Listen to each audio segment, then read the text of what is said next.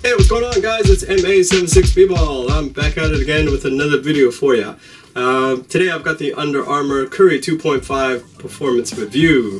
The amount of hours that I put into the shoe is 16 hours. I got a total of 6 hours on an outdoor court, another 6 hours on a semi-dusty court, and 4 hours on a pristine court.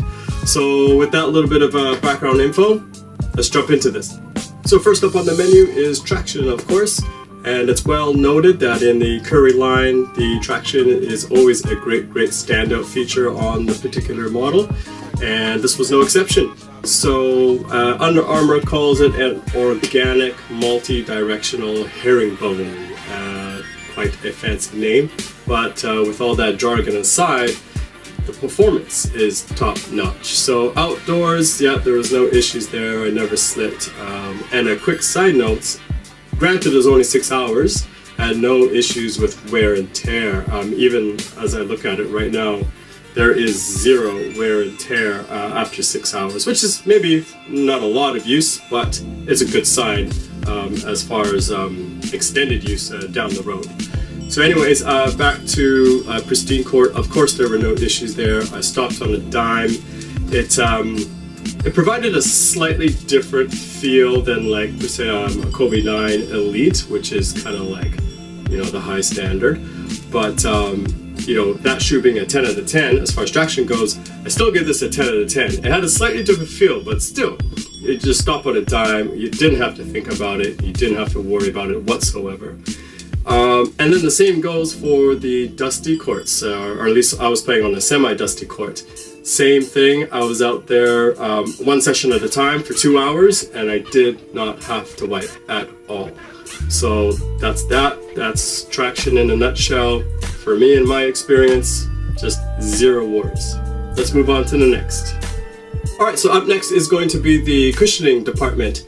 And with that, it is a full-length charged cushioning. It's a foam cushioning, and I have mentioned previously that this is my first experience with charged, so I don't know about the Curry 2 or the Curry 1. You know, there's people out there saying that it was too firm, etc., etc. So I only have like the Micro G to compare it to, and of course like Lunarlon and the Kobe 9s. But just in a nutshell, for me, again, zero complaints. It is slightly firmer than Micro G. It is firmer than Lunarlon, but again, it didn't bother me. And a great way to kind of like, oh yeah, this cushioning's working, is when you wake up in the morning and your knees don't hurt or your lower back doesn't hurt. So that's a great sign. Now on the court, the feel is like just enough of give, but when you plant and explode off, it's very reactive. So kind of, it's not in the sense of a bounce back or energy return. It's just it responds immediately. So and then with impact protection, it most definitely did its job. I've been doing my vert training, some of you might know, and there is a fair amount of pounding with vert training. You are doing a lot of jumps, like the jump box and things like that. And it definitely, without a doubt, I enjoyed it. I enjoyed it very much. So I don't have any complaints there with the cushioning. Alright, so next up I want to talk about the fit, just specifically the fit only. I am a skinny guy, you know, I'm 5'7", and I'm, you know, 139 pounds, so I'm fairly skinny. But the fit of the shoe was outstanding. There are a lot of shoes in my collection that give me a decent fit, but never, you know, that quite perfect one-to-one type fit. And this was probably the closest shoe besides my Kobe 9 Elites. So if you've got a wide foot, I don't know, maybe you'll have to go up half size, but of course, just try them on. The burrito tongue type style, and kind of like the asymmetrical lacing or off-centered lacing, kind of gives you a nice wrap in two different directions. And yeah, I was just lucky that this particular shoe and this last just really was close to my foot. There isn't any gaps or dead space anywhere. So the fit is very close to the foot. Now, just jumping over to support. Support for me, definitely first thing that stood out for me, it came from the base of the shoe. The base is nice and flat. There's no fancy designs going on the bottom of the shoe on the outsole, so it's just a nice flat base. When you look down to the shoe from the bird's eye view, it's just a nice, you got a nice wide base here with the outrigger sticking out. And actually the split heel on the back, I've seen split heels on a lot of jogging shoes, and what they say is, in a way, it decouples the back of the shoe at the bottom of the shoe here, so when you come down it is able to flex somewhat, and again lowering your center of gravity, so that is supposed to add to the stability of the shoe. So you also have your shank here, and this is to help with the torsional rigidity of the shoe, so it's not it doesn't give out too much when you're making sharp cuts and left and right type movements. The heel counter, I don't know if that's supposed to be the heel counter, but it's just a tiny piece of plastic here. But it is pretty stiff, but you can see up towards here, you can bend that in. But it was not an issue for me because of maybe how I play, my style of play, and how much I weigh. But yeah, so the support there, I have no issues with. It does feel good around the ankle, but I did have one little minor complaint about the ankle, and I'll get to that in a little bit. The other thing I wanted to talk about was inside. It comes with an Ortholite insole, so your step-in comfort is phenomenal. It's very comfortable, but I actually ripped mine out. It took mine out because I'm putting some soft sole insoles to the test, so I was testing those. So, and I prefer those anyways. After that, materials. So the upper, you have like the first layer is like a kind of like a mesh-ish, kind of a nylon-ish. It's very soft. The nylon, or the liner of the shoe is seamless, so it's extremely comfortable inside.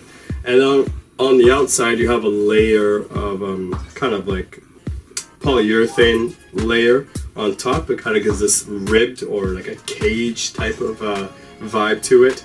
And again, that just helps with the sturdiness and durability of the material, and kind of gives it a pretty cool look too. It's kind of I don't know, 3D-ish, kind of like a hologram type thing. Maybe you can see it in the camera there.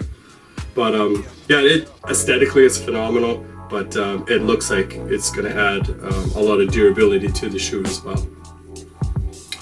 So as far as things that kind of annoyed me a little bit, not too much. The first thing is the shoe. My feet don't sweat a lot, but so they don't heat up, they don't get hot too much. When I took the shoe off, it's like, man, it feels like the upper's waterlogged. So again, it probably has a lot to do with that nylon material, but man, it definitely holds on to the moisture. I don't think there's a lot of vapor getting out. They do have to dry overnight. I mean, most shoes probably do, but I mean, when you play hard in these for 2 hours and take them off, they feel like they're waterlogged. So yeah, it is what it is, right? Now the other thing, quite a few times I had to relace or tighten up the top, maybe 2 eyelets. So I don't know if that's the case that it still needs to break in, but I don't think so. After 16 hours, I'm hoping the shoe would be good to go by now. But yeah, that's just, maybe my feet are my legs are so skinny that, I had to yank on them to get a good fit. But yeah, so I just had to lace them up a few times. So that being that, the Curry 2.5, like, it is definitely number 1, number 2 for my go-to shoes right now. It's pretty much this. I still play in my Kobe 9 Elites, I love them, and I still play in my Jordan 29. So if you guys are, if you're out there hunting for a shoe, I think the shoe would be, it'll adapt to most players in positions 1 through 5. And they're a great price. I would imagine they might be on sale now somewhere. Definitely give them a go. Always, please just try them on first. And if you do pick them up, leave any comments down below. If you already play in them, just let me know your thoughts in the comments below. And if there's anyone out there that does play in this shoe, please let me know what you think about the breathability and how the shoe feels so wet afterwards. That would be great to hear from you. So thank you very much for tuning in, guys. Gotta go, gotta film another couple videos here. I'm out. Peace.